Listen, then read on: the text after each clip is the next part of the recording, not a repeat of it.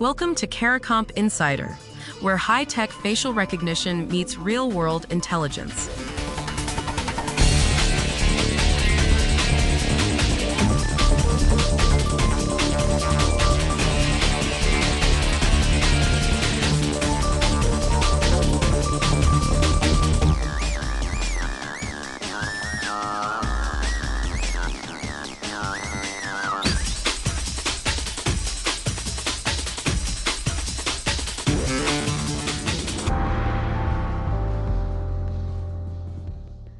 When you clock in at work with your face, you're not just marking the time.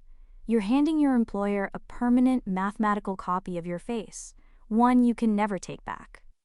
And Turkey's privacy regulator just ruled that bosses can't do this anymore, even if you say yes. If you've ever pressed your finger to a scanner or looked into a little camera to start your shift, this is about you. It feels harmless, like punching an old paper time clock. But the regulators looked underneath that morning routine and found something most of us never think about. A paper time card gets shredded after payday. Your face, turned into data, doesn't. So why are privacy authorities suddenly treating a simple clock-in like a serious risk? Let's start with what actually happens when a camera scans your face. The software doesn't store a photo. It turns your face into a list of numbers, often 128 of them. Each number describes one tiny piece of what makes your face uniquely yours. Together, those numbers form what engineers call a facial embedding, basically a mathematical fingerprint of your face.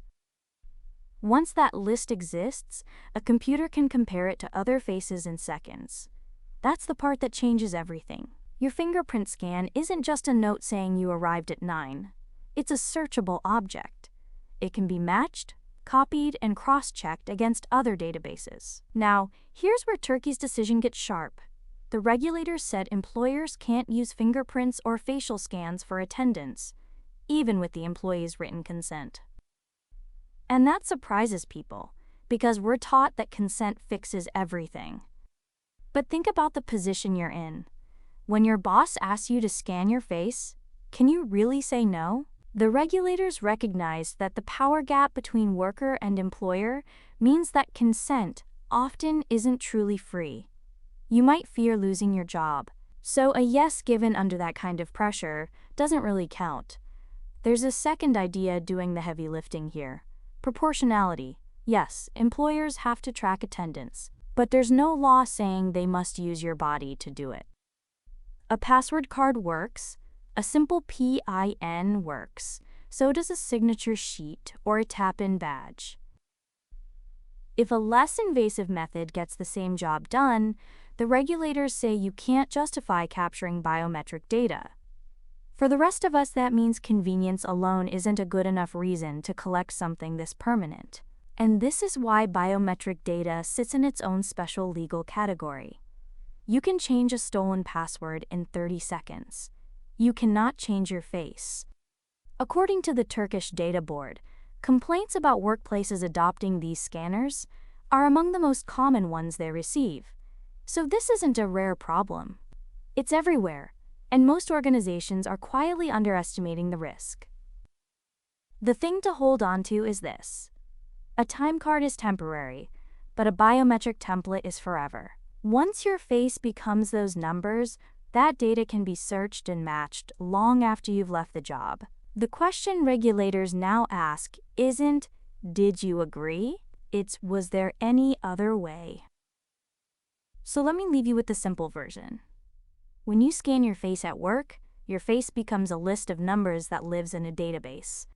Unlike a paper time card, that data doesn't get thrown away. It can be copied and matched forever. And since easier, safer ways to track attendance already exist, regulators are saying your face shouldn't be the price of clocking in. Whether you carry a badge or just carry your own face to work each day, you have a right to know what happens to it. The full story's in the description if you want the deep dive. Now you know something most people in this industry don't. Use it. And when you're ready to put it to work, caracomp.com. We'll see you tomorrow.